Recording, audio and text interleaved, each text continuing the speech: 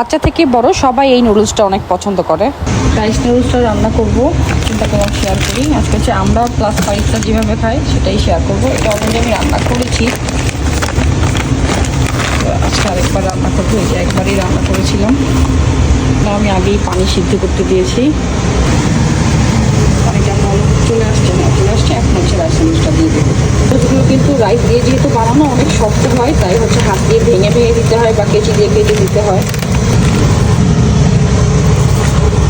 আমি মটরশুঁটি আমি এইভাবে স্টোর করে রেখেছিলাম, এটা হচ্ছে নুডলসের ভিতরে দিয়ে দেবো এখন।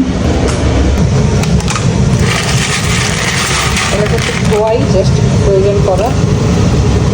তো আমি গাজর আর ক্যাপসিকামটা কেটে নেবো। বেশ এখন হচ্ছে ক্যাপসিকামটাকে কেটে নেবো। এটা হচ্ছে আমি এটাও ফ্রোজেন করে রাখি ডিপে, জাস্ট নামানোর 5 মিনিট আগে ধুয়ে নিই, এটা নরম হয়ে যায়। চিকেনটাকেও কেটে নিলাম, সিদ্ধ হয়ে গিয়েছে। এখন হচ্ছে পানিটা ফেলে দিব। এখন হচ্ছে আমি রান্নাটা শুরু করবো। এটার জন্য আমি বাটারটা নিয়ে নিচ্ছি। পেঁয়াজ দিয়ে দেবো অল্প করে, এটা দিব,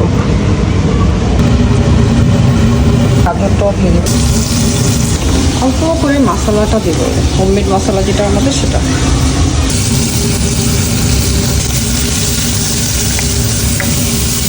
আমার বানানো সস, যেটা হচ্ছে আমি টমেটো রসুন সিদ্ধ করে ব্লেন্ড করে নিই, সাথে গোলমরিচ গুঁড়াটাও দিয়ে নিই।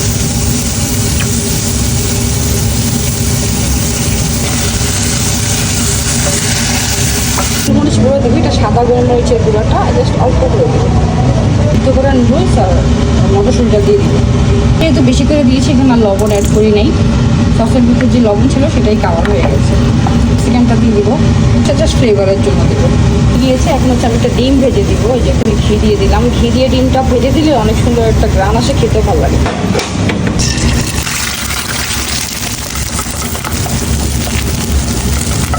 দিয়ে দিব। নুডলস কিন্তু রেডি হয়ে গিয়েছে। ফাইনালি আমার নুডলসটা রেডি হয়ে গিয়েছে। আপনারা চাইলে বাটার রাইস নুডলস মোটা হোমমেড মশালা ঘি আমাদের পেজ থেকেই অর্ডার করতে পারবেন। এখান থেকে স্ক্রিনশট নিয়ে পেজে ইনবক্স করলেই হবে। এই নুডলসটা হচ্ছে 8 মাস থেকে নুডলস ঘি, তারপরে মশালা বাটার, এগুলো আপনারা 8 মাস থেকেই বাচ্চাদের খাওয়াতে পারবেন। সেই হচ্ছে আমার ফাইনাল লুক। পেডিয়াশিওর বানানোর সঠিক নিয়মটা আমি আপনাদের দেখাই দিচ্ছি। এটা সঠিক একদম নিয়ম, যেটা 2 বেলা করে খাওয়াতে হবে। আর বানানোর নিয়মটা আমি দেখাই দিচ্ছি। এখানে আমি ফিডারে 190 মিলির মতো পানি নিয়ে নিয়েছি। এই যে 190 মিলি এখানে ধরলে। আর যারা হচ্ছে দুধ দিয়ে খাওয়াবেন, আমি এখন পানি দিয়ে গুলিয়ে দেখাবো। দুধ দিয়ে খাওয়ালে পানির পরিমাণটা 225 মিলি নিলেও সমস্যা নেই, যেটা আমি সবসময় বানিয়ে দেখাই। আর আজকে যেহেতু পানি দিয়ে গুলাবো, এটা হচ্ছে 190 মিলি পানি।